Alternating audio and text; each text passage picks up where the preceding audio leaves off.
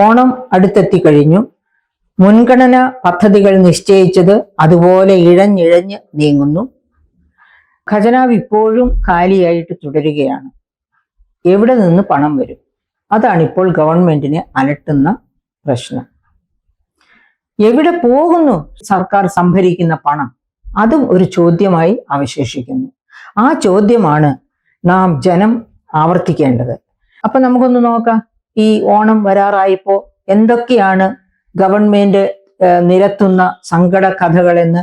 ഈ ഡിസംബർ വരെ എടുക്കാമെന്ന് പറഞ്ഞിരുന്ന കടം 21,253 കോടിയാണ്. 21,253 കോടി. അതിലെ 3,700 കോടി മാത്രമാണ് ഇനി ബാക്കിയുള്ളത്. ബാക്കി മുഴുവനും കടമെടുത്തത് അത്രയും ചെലവഴിച്ചു കഴിഞ്ഞു. അപ്പോൾ ഇനി ഒരു പക്ഷേ ഇങ്ങനെയൊക്കെയുള്ള ഒരു സാഹചര്യത്തിലാണ് നമുക്ക് ഭയം തോന്നുക. പാവം വയനാട് 3 ഗ്രാമങ്ങൾ ഒലിച്ചുപോയി. ആ ഒലിച്ചുപോയ ഗ്രാമങ്ങൾക്ക് വേണ്ടി കേരളത്തിലെ ഏതു ജനവും അവരുടെ ഷെയർ കൊടുക്കാൻ തയ്യാറായിട്ട് നിൽക്കുകയാണ്.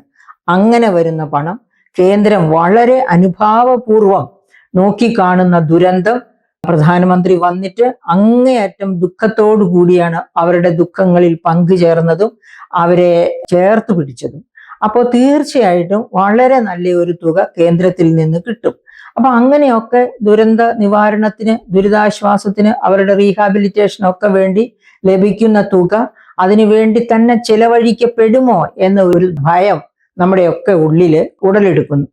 നമുക്ക് വിചാരിക്കാം അത് അവർക്ക് തന്നെ ലഭ്യമാകും എന്ന്. ഇല്ലെങ്കിൽ നമുക്ക് മുൻകരുതലുകൾ എടുക്കാം, നമുക്ക് ഓർമ്മപ്പെടുത്താം, നമുക്ക് ചെയ്യാവുന്ന എല്ലാ കാര്യങ്ങളും ചെയ്യാം ആ ഫണ്ട് ദുരുപയോഗം ചെയ്യാതിരുന്ന് കാണാൻ വേണ്ടി. അപ്പൊ പ്രിയപ്പെട്ട സുഹൃത്തുക്കളെ, ഇവിടെ എന്താ ഇപ്പൊ സംഭവിച്ചുകൊണ്ടിരിക്കുന്നത്? അപ്പൊ ഈ 21,253 കോടിയിൽ നിന്ന് 3,700 കോടി കഴിച്ചുള്ളതെല്ലാം എടുത്തു കഴിഞ്ഞിരിക്കുന്നു. എന്നിട്ട് ഇപ്പോൾ നമ്മുടെ സമ്പദ്ഘടന എങ്ങനെ നിൽക്കുന്നു എന്ന് നോക്കാം. നമ്മൾ ആരോഗ്യ മേഖല നോക്കുകയാണെങ്കിൽ ഇതാ വീണിതല്ലോ കിടക്കുന്നു ധരണിയിൽ ശോണിതവും അണിഞ്ഞയ്യോ ശിവ ശിവ എന്ന പാട്ട് പോലെയാണ്. അതായത് ഈ ഇവിടുത്തെ ആരോഗ്യ മേഖല അത്ര കുത്തഴിഞ്ഞു കിടക്കുകയാണ്. ഇതുവരെ കേട്ടിട്ടില്ലാത്ത മസ്തിഷ്ക ജ്വരം പോലെയുള്ള രോഗങ്ങൾ പോലും കേട്ടിട്ടില്ല എന്ന് പറഞ്ഞാൽ വളരെ അത്യപൂർവമായി മാത്രം കേട്ടിട്ടുള്ള മസ്തിഷ്ക ജ്വരം പോലെയുള്ള രോഗങ്ങൾ വരെ കേരളത്തെ വേട്ടയാടിക്കൊണ്ടിരിക്കുകയാണ്. ജീവനുകളും കൊണ്ട് താണ്ഡവം നൃത്തമാടുകയാണ്. അപ്പൊ അങ്ങനെ ആരോഗ്യ മേഖല പോയി. ഇനി നമ്മൾ നമ്മുടെ റോഡ്, അതായത് നമ്മുടെ എല്ലാത്തരം റോഡുകളെയും, അതായത് ഫിസിക്കൽ ഇൻഫ്രാസ്ട്രക്ചർ, നമ്മുടെ ഭൗതിക അടിസ്ഥാന സൗകര്യം എല്ലാം പൊട്ടിപ്പൊളിഞ്ഞു കിടക്കുകയാണ്. അതുകൊണ്ട് തന്നെ എത്രയോ പേരുടെ ജീവൻ നഷ്ടപ്പെടുന്നു. അപ്പൊ ആ മേഖലയും നശിച്ചു കിടക്കുന്നു എന്നർത്ഥം. അതുപോലെ ഏത് മേഖലയാണ്? വിദ്യാഭ്യാസ മേഖല നോക്കുക. കഴിഞ്ഞ അക്കാദമിക് ഇയറിലാണ് ST കുട്ടികൾ, അതായത് പട്ടികജാതി വർഗ കുട്ടികളുടെ ഫീസ് അടയ്ക്കാത്തത് കൊണ്ട്, അവർക്ക് വേണ്ട സ്റ്റൈഫൻഡ് കൊടുക്കാത്തത് കൊണ്ട് ഹോസ്റ്റലുകളിൽ നടത്താൻ പറ്റാതെ അവർ വീട്ടിൽ പോയി പഠനം മുടങ്ങി വീട്ടിലിരിക്കേണ്ട അവസ്ഥയായിരുന്നു. അങ്ങനെ എവിടെ നോക്കിയാലും അവിടെയെല്ലാം ദാരിദ്ര്യത്തിന്റെ കഥകൾ, ഇല്ലായ്മയുടെ കഥകള്, വികസനമില്ലായ്മയുടെ മുരടിപ്പിന്റെ കഥകൾ, ഇതൊക്കെ തന്നെയാണ് നമ്മൾ കേട്ടോണ്ടിരിക്കുന്നത്. ആവർത്തിച്ച് എണ്ണി പറയുക എന്ന് വെച്ചാൽ ഒരു 3 മണിക്കൂർ കൊണ്ട് പോലും തീരുകയില്ലാത്ത അത്ര ദുരിത കഥകളാണ് നമുക്ക് പറയാനുള്ളത്. ആ സാഹചര്യത്തിലാണ് ഇപ്പോൾ ഓണം വരുന്നു. എന്ത് ചെയ്യും? സപ്ലൈകോ അടച്ചുപൂട്ടേണ്ട ഒരു അവസ്ഥയിലായിരുന്നു. അങ്ങനെ ഇരുന്ന സമയത്താണ് അതിൽ നിന്ന് 13 നമുക്കറിയാം, ഈ ഗവൺമെന്റ് ഭരണത്തിലേക്ക് വരുന്നതിന് ജനം അനുമതി കൊടുത്ത വാഗ്ദാനമായിരുന്നു 13 നിത്യോപയോഗ സാധനങ്ങളെ വില വർദ്ധിപ്പിക്കാതെ തന്നെ പിന്തുടരുമെന്ന്. അത് നടന്നില്ല. അതിൽ പലതും വില വർധനവിന് വിട്ടുകൊടുത്തുകൊണ്ട് ഏതാനും ചിലതിനെ മാത്രം ആ ലിസ്റ്റിൽ പെടുത്തി. പക്ഷെ അവയുടെ പോലും ലഭ്യതയില്ല. അവയുടെ പോലും വിലയിൽ 10, 50, 60, 100% വരെ വർധനവ് നടത്തിയതിന് ശേഷമാണ് ആ ലിസ്റ്റിൽ ഇട്ടത്. ബാക്കിയുള്ളവയെ പുറത്തു കളഞ്ഞു. ഇപ്പൊ പുറത്തു കളഞ്ഞവയാണെങ്കിലും അകത്തുള്ളവയാണെങ്കിലും ഒന്നും സപ്ലൈകോയിലോ കടകളിലോ ഒരിടത്തും ലഭ്യമല്ലാത്ത ഒരവസ്ഥയാണ് ഉള്ളത്. അത്തരം ഒരു സാഹചര്യത്തിലാണ് ഓണം വരുമ്പോഴേക്കും ടെൻഡർ ക്ഷണിച്ച് ഈ പറയപ്പെട്ട സാധനങ്ങളൊക്കെ അവകൾ വഴിയായിട്ട് കൊടുക്കണം ജനത്തിന്. അതുപോലെ തന്നെ കുടിശ്ശിക, സാമൂഹ്യ സുരക്ഷാ പെൻഷൻ തന്നെ 1,600, അത് 5 ഗഡു കിടക്കുകയാണ്. അതിൽ 1 ഗഡു എങ്കിലും ഈ മാസത്തെയും കൂടി വരുമ്പോൾ 6. അപ്പൊ ഈ മാസത്തെയെങ്കിലും ഒരു ഗഡു കുടിശ്ശിക കൊടുക്കാനായാൽ അത് നല്ലത്, അല്ലെങ്കിൽ ഈ മാസത്തെയെങ്കിലും കൊടുക്കണം, അതിന് പണം കണ്ടെത്തണം. ശമ്പള കുടിശ്ശിക, അതായത് കഴിഞ്ഞ പ്രാവശ്യം നടത്തിയ ശമ്പള പരിഷ്കരണത്തിന്റെ കുടിശ്ശിക 2 ഗഡു ഇനിയും കിടക്കുകയാണ്. അതിലൊരു ഗഡു ഈ അക്കാദമിക് ഇയറിൽ തന്നെ കൊടുക്കുമെന്നാണ് കഴിഞ്ഞ പ്രാവശ്യം മുഖ്യമന്ത്രി പറഞ്ഞത്. കൊടുക്കുകയാണെങ്കിൽ അതും കൊടുക്കേണ്ടതാണ്. അതുപോലെ തന്നെ ഓണം അഡ്വാൻസ്, ഓണം അലവൻസ്, ഓണം കടം, അതായത് വായ്പ, സർക്കാർ ജീവനക്കാർക്ക് വായ്പ എടുക്കാനുള്ള അനുവാദമുണ്ട് ഓണക്കാലത്ത്. അതുപോലെ തന്നെ ഓണം അഡ്വാൻസ് ഉണ്ട്. ഇങ്ങനെയുള്ള എല്ലാ ചെലവുകളും കൂടെ കൂടി വരുമ്പോൾ വലിയ ഒരു തുക, അതുകൊണ്ടാണ് 20,000 കോടിയെങ്കിലും അത്യാവശ്യമായിട്ട് ഇപ്പോൾ ഗവൺമെന്റിന്റെ കരങ്ങളിൽ എത്തണമെന്നാണ് ഗവൺമെന്റ് അലമുറയിട്ട് കരയുന്നത് പോലെ പറയുന്നത് ജനങ്ങളുടെ മുൻപിൽ. അത്ര അവസ്ഥയിലേക്ക് വന്നിരിക്കുന്നു എന്ന്. അപ്പൊ അങ്ങനെയുള്ള കാരണം കൊണ്ടാണ് ഈ കഴിഞ്ഞ ബജറ്റിൽ നിർമ്മല സീതാരാമന്റെ അടുത്ത് നമ്മുടെ ധനമന്ത്രി 24,000 കോടിയുടെ ഒരു ആവശ്യം ഉന്നയിച്ചു. 24,000 കോടിയുടെ പ്രത്യേക പാക്കേജ് ആവശ്യപ്പെട്ടത്. പക്ഷെ ആ പാക്കേജിനെ പറ്റി നിർമ്മല സീതാരാമൻ ഗൗരവമായിട്ട് എടുത്തില്ല. കാരണം സംസ്ഥാനത്തിന് മറ്റ് സംസ്ഥാനങ്ങൾക്ക് കൊടുക്കുന്നത് പോലെയുള്ള എല്ലാ സൗകര്യങ്ങളും ഈ കേരളത്തിനും കൊടുക്കുന്നുണ്ട്. കേരളം അത് വഴിവിട്ട് ചെലവഴിക്കുന്നത് കൊണ്ടാണ് ഇത്തരം ഒരു ദുർഘടാവസ്ഥയിലേക്ക് കേരളം എത്തിച്ചേരുന്നത് എന്ന നിലപാടാണ് അപ്പോൾ നിർമ്മല സീതാരാമൻ എടുത്തത്. അപ്പൊ ആ ഒരു സാഹചര്യത്തിലാണ് നമ്മൾ ഇപ്പോൾ ആലോചിച്ചു പോകുന്നത്.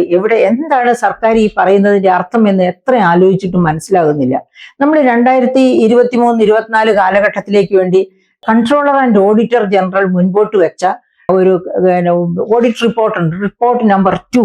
ആ റിപ്പോർട്ട് നമ്പർ 2 പറയുന്ന ഒരുപാട് കാര്യങ്ങൾ നമ്മളുടെ കണ്ണ് തുറപ്പിക്കേണ്ടതാണ്. അതായത് ഗവൺമെന്റ് പിരിച്ചെടുക്കുന്ന പണമൊക്കെ എവിടെ പോകുന്നു? ആ കൺട്രോളർ ആൻഡ് ഓഡിറ്റർ ജനറൽ റിപ്പോർട്ടിൽ പറയുന്ന ഒരു കാര്യം ഞാൻ പ്രത്യേകം ഓർമ്മപ്പെടുത്തിട്ട്, 28,258.39 കോടി അരിയർ പിരിച്ചെടുക്കാനുണ്ട്. 2023 കാര്യമാണ്, 24 കാര്യമല്ല. അപ്പൊ കഴിഞ്ഞ വർഷത്തെ അതുപോലെ ഈ പ്രാവശ്യത്തെ ബജറ്റിൽ തന്നെ ആ ബജറ്റ് ഡോക്യുമെന്റ് എടുത്ത് കാണിക്കാമായിരുന്നു, ഇപ്പൊ ഞാൻ കയ്യിൽ വെച്ചിട്ടില്ല. ആ ബജറ്റ് ഡോക്യുമെന്റിൽ തന്നെ പറയുന്നുണ്ട് 20,000 കോടി, 19,975 കോടി അരിയർ പിരിച്ചെടുക്കാനുണ്ടെന്നാണ് പറയുന്നത്. അത് നികുതി അരിയർ മാത്രമാണ്. CAG 28,000 കോടി പറയുന്ന നികുതി അരിയർ മാത്രമല്ല, നികുതി പ്ലസ് നികുതിയേതര വരുമാനം, ഈ രണ്ടിലും കൂടിയുള്ള അരിയറാണ് CAG ചൂണ്ടിക്കാണിക്കുന്നത്. 28,258.39 കോടി രൂപ പിരിച്ചെടുക്കാനുണ്ടെന്ന്. നമ്മൾ ചോദിക്കുന്ന ചോദ്യം ഇതാണ്: ഈ ഗവൺമെന്റിന്റെ എല്ലാ വകുപ്പുകളിലുമുള്ള ഉദ്യോഗസ്ഥർക്കാണല്ലോ ശമ്പള പരിഷ്കരണം നടത്തി ശമ്പളം കൊടുക്കുന്നതും ഒക്കെ. ഇവരുടെയൊക്കെ കാര്യക്ഷമതയ്ക്കാണ് മാർക്കിടാൻ പോകുന്നത് എന്ന് ആദ്യ പ്രസംഗത്തിൽ തന്നെ മുഖ്യമന്ത്രി പറഞ്ഞത്. എന്നിട്ട് ഇവരുടെയൊക്കെ കാര്യക്ഷമത എവിടെ പോയി? എന്തുകൊണ്ടാണ് ഇത്രയധികം കുടിശ്ശിക പിരിച്ചു കിടക്കുന്നത്? CAG റിപ്പോർട്ട് ചെയ്യുന്ന വേറെ ചില കാര്യങ്ങളും കൂടിയുണ്ട്. അതായത് നികുതിയേതര വരുമാനത്തിന്റെ എങ്ങനെ ശുഷ്കിച്ചു പോകുന്നു എന്നുള്ളത്. 2012 എന്റെ ഓർമ്മ, അതായത് 2011-12 ഞാനൊക്കെ പബ്ലിക് എക്സ്പെൻഡിച്ചർ റിവ്യൂ കമ്മിറ്റിയിലേക്ക് മെമ്പറായിട്ട് വന്നപ്പോൾ നികുതിയേതര വരുമാനം വെറും 6% ആകുന്നു. അതായത് നമ്മുടെ കേരളത്തിന്റെ മൊത്തം വരുമാനത്തിന്റെ, GDP അല്ല കേട്ടോ, വരുമാനത്തിന്റെ നികുതിയേതര വരുമാനത്തെ കൂട്ടിച്ചേർക്കുന്നതാണ് മൊത്ത വരുമാനം. ആ മൊത്ത വരുമാനത്തിന്റെ 6% മാത്രമായിരുന്നു. എന്നിട്ട് ഞങ്ങളുടെ കമ്മിറ്റി ഇരുന്ന് പഠിച്ചു. അതായത് ഓരോ വകുപ്പിനെയും വിളിച്ചു വരുത്തി കൃത്യമായിട്ട് പഠിച്ചു എന്തുകൊണ്ട് നികുതിയേതര വരുമാനം കുറയുന്നു.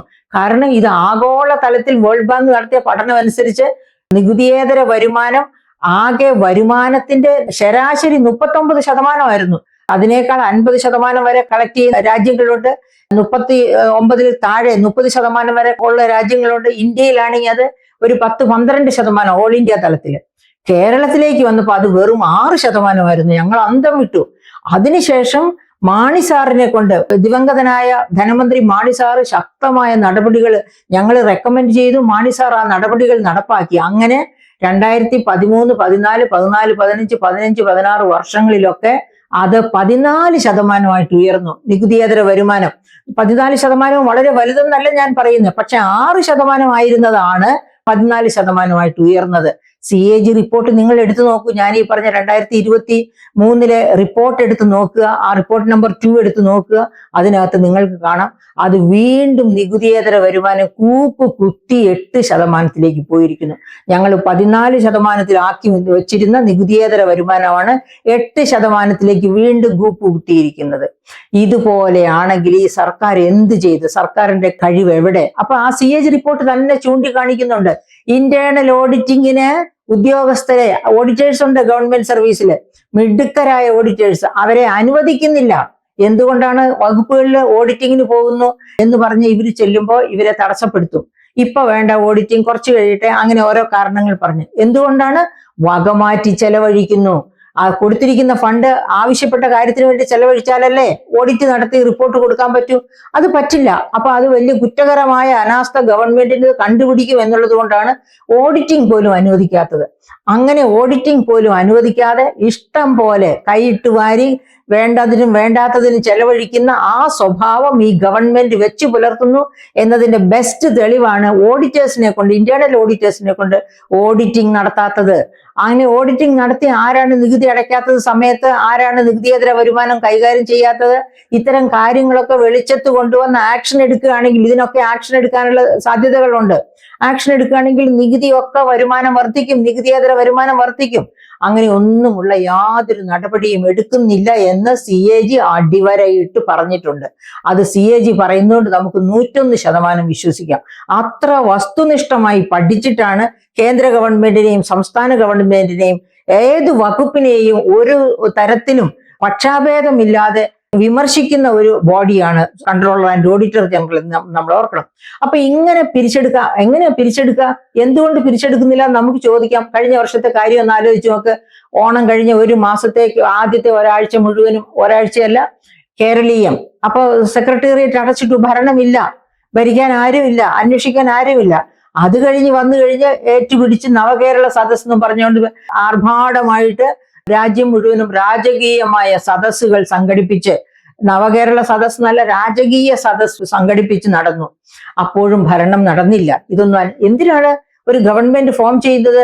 ഒരു ഗവൺമെന്റിന് ഒരു സെക്രട്ടേറിയറ്റ്, ബഹുകോടികൾ ചെലവഴിച്ച് സെക്രട്ടേറിയറ്റും ഒരുപാട് ആയിരക്കണക്കിന്, അതായത് 5 ലക്ഷം തൊഴിലാളികളെയും അവിടെ വിന്യസിച്ചിരിക്കുന്നത് ഭരണം നടത്താനാണ്. ആ ഭരണം നടത്താൻ ബാധ്യസ്ഥമായ ഗവൺമെന്റ് ആണ് ഇങ്ങനെ നവകേരള സദസ് എന്നൊക്കെ പറഞ്ഞ് അങ്ങ് നടന്നേക്കുക. പാണൻ പാട്ടുപാടി ദേശാടനം നടത്തുന്നത് പോലെ പാണന്റെ രീതിയിൽ സെക്രട്ടേറിയറ്റ് വിട്ട് നാട് ചുറ്റി നടക്കുകയാണ്. അതിന്റെ ഫലമാണ് കേരളം ഇപ്പോൾ ഇത്ര വലിയ പ്രതിസന്ധിയിലേക്ക് എത്തിയിരിക്കുന്നത്. അപ്പൊ ആ പ്രതിസന്ധിയിൽ എത്തുമ്പോൾ ഒരു കാര്യവും കൂടി ഓർക്കണം. വരുമാനമില്ല എന്ന് പറയുമ്പോൾ കഴിഞ്ഞ ബജറ്റില് നമ്മുടെ ധനമന്ത്രി ശ്രീ ബാലഗോപാൽ തന്നെ സമസ്ത മേഖലകളെയും വലിച്ചു പിഴിഞ്ഞാണ് നികുതി ചുമത്തിയത്. അങ്ങനെ നികുതി ചുമത്തി ഭയങ്കരമായിട്ടുള്ള എതിർപ്പുണ്ടായി. അങ്ങനെയാണ് ഈ പറയപ്പെട്ട വീടുകളുടെ നിർമ്മാണവുമായിട്ടൊക്കെ ബന്ധപ്പെട്ട ചില നികുതികളിലൊക്കെ ഈ അടുത്തിടെ കുറച്ച് റിട്രോസ്പെക്ട് ഇഫക്റ്റിൽ കുറച്ച് കുറവ് നൽകിയത്. അപ്പൊ ഈ വരുമാനം എവിടെ പോകുന്നു? സംസ്ഥാനത്തിന് കടം മേടിക്കൽ മാത്രമല്ലല്ലോ, സംസ്ഥാന ഗവൺമെന്റിന്റെ ഖജനാവിലേക്ക് വരേണ്ട വരുമാനം എവിടെ പോകുന്നു? അത് നമ്മളൊന്ന് ആലോചിക്കണം. അപ്പൊ പറയും അത് GST കിട്ടിയില്ല, GST ആവും. ശരി, GST അവിടെ നിൽക്കട്ടെ, GST എപ്പോഴെങ്കിലും കിട്ടട്ടെ എന്ന് വെക്കാൻ നമുക്ക്. അല്ലാതെ നമ്മുടെ സംസ്ഥാനത്തിന്റെ ഖജനാവിലേക്ക് പണം വരാനുള്ള മാർഗങ്ങളുണ്ടല്ലോ.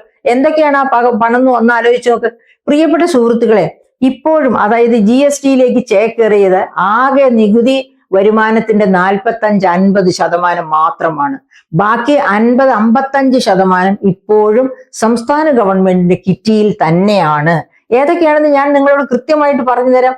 സംസ്ഥാന ഗവൺമെന്റിന്റെ വരുമാനത്തിൽ 25 മുതൽ 35% വരെ, എത്ര കുറഞ്ഞാലും 30% വരെ വരുമാനം ലഭിക്കുന്നത് മദ്യത്തിൽ നിന്നാണ്. മദ്യത്തിന്റെ നികുതി എവിടെ നിൽക്കുന്നു എന്നൊക്കെ നിങ്ങൾക്കൊക്കെ അറിയാം.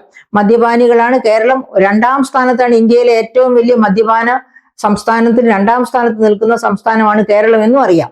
അപ്പൊ 25 മുതൽ 35% വരെ നമ്മുടെ റവന്യൂ വരുമാനത്തിന്റെ വരുന്നത് മദ്യത്തിൽ നിന്നാണ്. അത് സംസ്ഥാന ഗവൺമെന്റിന്റെ കിറ്റിയിൽ തന്നെയാണ്, കയ്യിൽ തന്നെയാണ്. അപ്പോൾ ഈ മദ്യത്തിൽ നിന്ന് നമുക്ക് കിട്ടേണ്ടത് 25% മുതൽ 35% വരെ വരുമാനമാണ്. എത്ര കുറഞ്ഞാലും 30%-ൽ താഴെ പോവില്ല. അത് GSTയിൽ പോയിട്ടില്ല. അത് സംസ്ഥാന ഗവൺമെന്റിന്റെ കയ്യിലാണ്. രണ്ടാമത്തെ ഏറ്റവും പ്രധാനപ്പെട്ട എന്ന് പറയുന്നത് പെട്രോളിയമാണ്.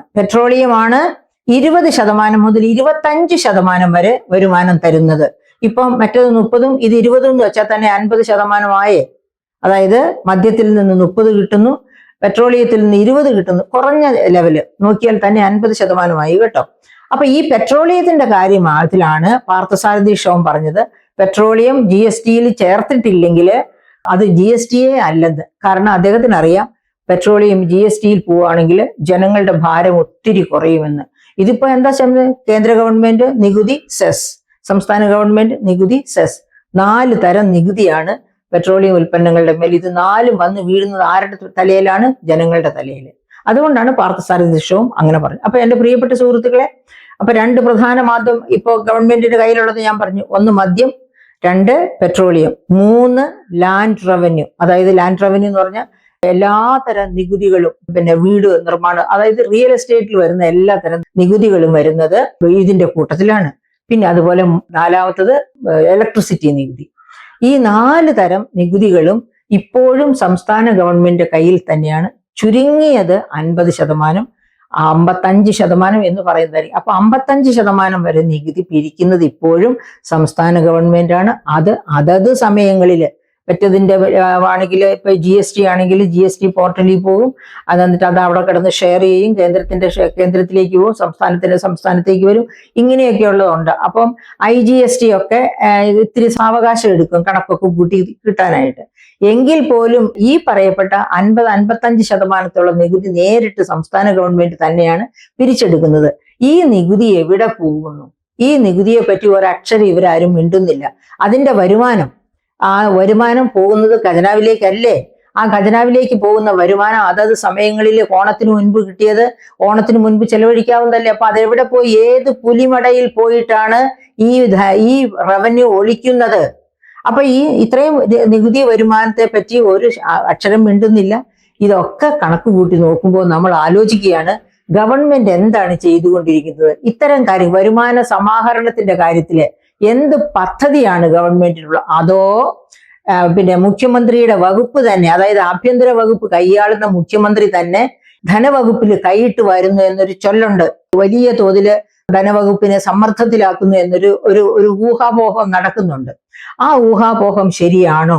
മുഖ്യമന്ത്രി തന്നെയാണോ ഈ പ്രശ്നങ്ങൾക്കെല്ലാം ഉത്തരവാദിയായിക്കൊണ്ട് ധനവകുപ്പിന്റെ, അതായത് ഈ വകമാറ്റി ചെലവഴിക്കേണ്ട കാരണക്കാരൻ, ഇതിനെല്ലാം ഈ കാര്യക്ഷമത ഇല്ലായ്മയുടെ കാരണക്കാരൻ തീർച്ചയായിട്ടും മുഖ്യമന്ത്രി. അദ്ദേഹമാണല്ലോ കേരളീയവും നവകേരള സദസ്സും ഒക്കെ നടത്തി കേരളത്തെ ഷോക്കേസ് ചെയ്ത്, അതായത് കേരളത്തെ ഷോക്കേസ് ചെയ്ത് ഇപ്പൊ തന്നെ ഒരു ചെളിക്കുഴിയിലായി. അതായത് ഡെറ്റ് ട്രാപ്പ് എന്ന് പറയുന്ന, കടക്കെണി എന്ന് പറയുന്ന ഒരു കെണിയിലായിട്ടുണ്ട്. ഇനി കുറച്ചും കൂടി അടിച്ച് താത്തി ഇട്ടിട്ട് ഇറങ്ങാമെന്നായിരിക്കും മുഖ്യമന്ത്രി വിചാരിക്കുന്നത്. രണ്ടായാലും കേരളത്തിന്റെ ഓണം നന്നായി നടത്താനുള്ള മാർഗങ്ങൾ കേരളത്തിന്റെ കീശയിൽ തന്നെ ഉണ്ട്. കടം എടുക്കുന്നത് മാത്രമല്ല അതിനുള്ള ഉപാധി. അത് ഇവിടുത്തെ ജനം അറിഞ്ഞിരിക്കണം. അതിനു വേണ്ടിയാണ് ഈ 50-55% വരുമാനം സർക്കാരിന്റെ കയ്യിൽ തന്നെ ഇപ്പോഴും ഉണ്ട് എന്ന് കൃത്യതയോടെയാണ് ഞാൻ സുഹൃത്തുക്കളെ നിങ്ങളോട് പറഞ്ഞിരിക്കുന്നത്. നന്ദി.